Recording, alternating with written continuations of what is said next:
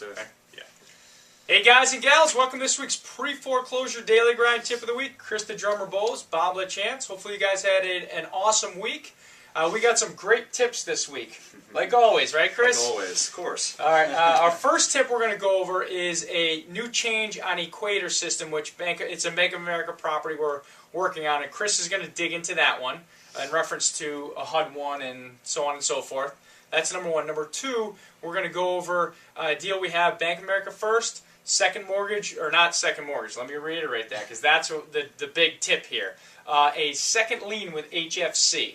That's our second tip, and exactly how we handle this particular deal and what you guys need to look for if you have a deal like this one. Right. And then finally, why we pad our HUD1 Settlement Statement, our RESPA, and Chris is going to dig into that. Yep. So number one, let's go over our Equator, the new change in Equator. All right, it's been going on for a little bit of time, but just so you guys know, when as you're going through the deal, a lot of short sales will probably work on an Equator. You might go back and forth with the negotiator a few times, 4 or 5 times, as far as offers are concerned. So they're counters when they counter us back and forth. Right, right, and obviously we all know that these counters go back and forth on the worksheet, which is what is the worksheet that we use on Equator to update, change fees and whatnot.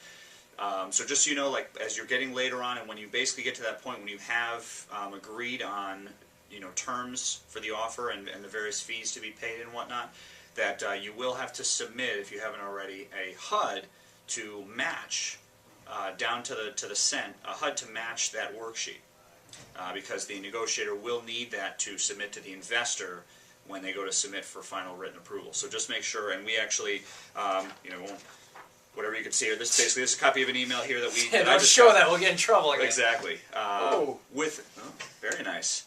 Electricity went off. Just lost some power. We got a nice storm kicking outside. So, but you will have to provide a HUD to match that worksheet. So that's kind of our first Okay, tip. cool.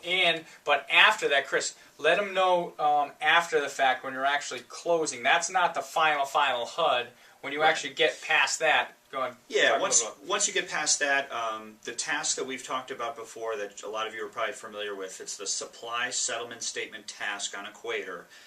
That's the time when you're going to submit your final HUD that the title agent or attorney will draw up, the final HUD to get B of A's approval just prior to close. That's when you can add a couple more things on that HUD. That's when you can throw a few fees back onto the HUD to get approved, and that is also, that can lead into our second tip about padding the HUD and why we do that. All right, yeah, that was going to be the third tip, but let's dig in right now. Why we got a nice flow. We got a nice flow going here. Why we pad HUD1 settlement statements. Now, the reason why we pad the settlement statements is basically for this reason, so that when we come back at this point where we're supplying that last final HUD to get approved before closing, is so that if there's either fees that were eliminated prior during our counteroffer process, we can reinsert those, such as maybe a recording fee or a wire fee or something like that.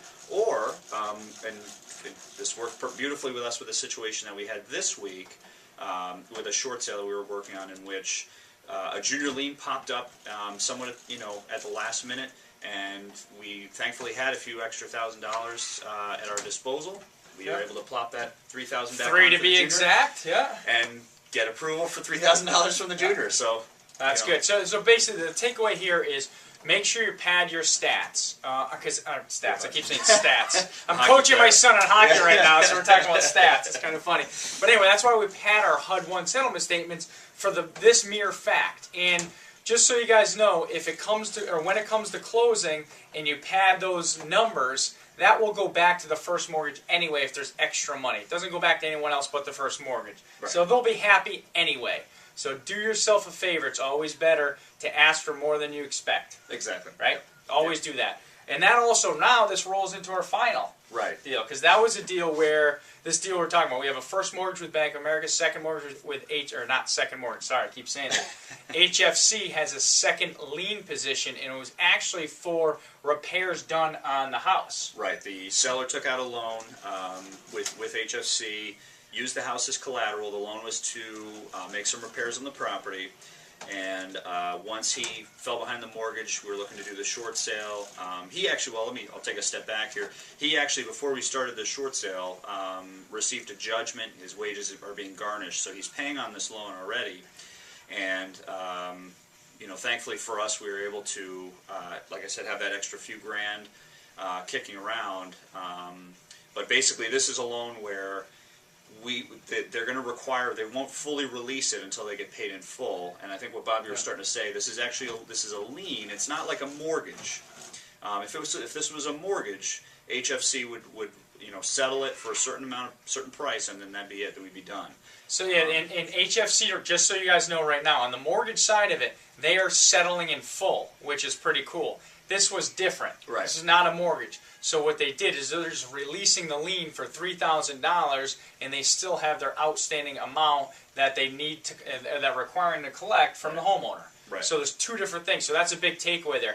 Make sure you find out what kind of loan was given to your homeowner in reference to this. Huge takeaway. Exactly. So that's it, right? That's it. Anyway, whoever's going to be in Boston this weekend, I'm going to be speaking in Taunton. That's kind of not Boston, but it's kind of near Rhode Island area, right? On the Beltway. But anyway, I'll be speaking there on actually short sale and rehab, the niche of short sale and rehabs. So it's actually pretty cool, which is a great niche right now to be in because of our end buyers financing tightening up. And we've also been finding, too, on a couple of our latest deals, that our end buyers financing is also requiring a copy of the inspection report and requiring our sellers to make updates to that property. Kind of weird, but it is what it is. So that's a new change in this industry. That's why it's such a good niche to be in, short sale and rehab niche. Mm-hmm.